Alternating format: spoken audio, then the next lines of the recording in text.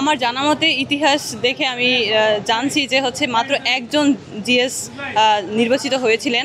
এরপর বহু বছর পরে আমি হচ্ছে জিএস হিসাবে নির্বাচিত হয়েছি, পদপ্রার্থী হিসাবে আমাদের প্যানেল থেকে।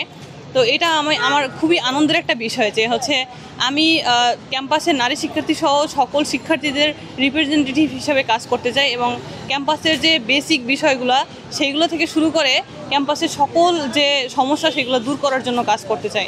এবং আমি হচ্ছে ঢাকা বিশ্ববিদ্যালয়ের শিক্ষার্থীদেরকে বলবো, আপনারা তো হচ্ছে এই পর্যন্ত অনেক পুরুষ রিপ্রেজেন্টেটিভ দেখেছেন এবং জিএস দেখেছেন, এইবার একটু না হয় নারী দেখলেন।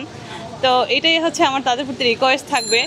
এবং তারা যদি বলে যে কেন ভোট দেব, সেক্ষেত্রে কিন্তু আমি বিশ্ববিদ্যালয়ে ভর্তির পরপরই বিভিন্ন আন্দোলন সংগ্রামের সাথে যুক্ত ছিলাম। এসেই যখন দেখেছি যে ঢাকা বিশ্ববিদ্যালয়কে 7 কলেজের সাথে যুক্ত করা হয়েছে, সেটার জন্য আন্দোলন করা হচ্ছে যে কিভাবে হচ্ছে ওদেরকে পৃথক করা যায়, একটা সুষ্ঠু অবস্থান নেওয়া যায় সুষ্ঠু নিয়মের মধ্য দিয়ে, সেইটার জন্য যে আন্দোলন হয়েছিল আমি কিন্তু সেই আন্দোলনেই যোগ দিয়েছি।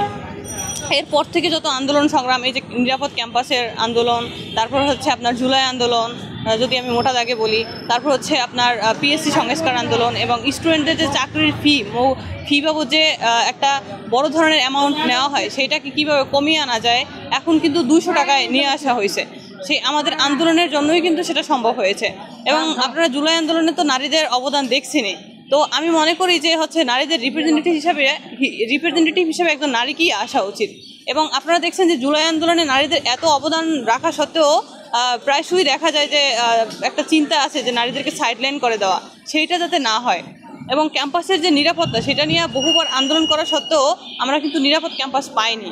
তো সেইটার লক্ষ্যে আমরা যাতে কাজ করতে পারি, নারীদের হয়রানিমূলক বিভিন্ন সিচুয়েশনকে যাতে হচ্ছে শিকার না হয়, সেইটা নির্মূল করার জন্য আমরা কাজ করতে চাচ্ছি আর কি।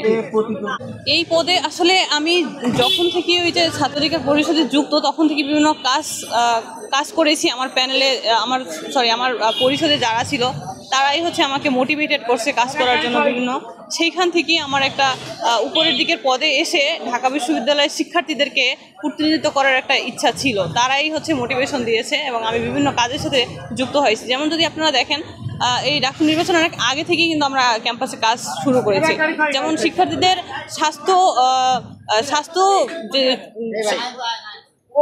শিক্ষার্থীদের স্বাস্থ্য নিয়ে কাজ করার জন্য আমরা হচ্ছে স্বাস্থ্য সুরক্ষার জন্য আমরা কিন্তু ভেন্ডিং মেশিন বসিয়েছি বিভিন্ন হলে। মেয়েদের 5টা হলেই হচ্ছে আমরা ভেন্ডিং মেশিন বসিয়েছি এবং আগের যে ভেন্ডিং মেশিন ছিল সেগুলো সংস্কার করার জন্য হচ্ছে কাজ করার উদ্যোগ নিয়েছি। তো এভাবে করে হচ্ছে আমরা ক্যাম্পাসের বিভিন্ন সমস্যা নিয়ে কাজ করতে চাই, বাসস্থান সংকট থেকে শুরু করে সকল সমস্যা নিয়ে কাজ করতে চাই। গবেষণা সেক্টর আছে, লাইব্রেরি নির্মাণ আছে, ক্যাম্পাসে যাতে হচ্ছে মেয়েদের জন্য হলের সংখ্যা বৃদ্ধি করা যায় সেটা নিয়ে কাজ করতে চাচ্ছি।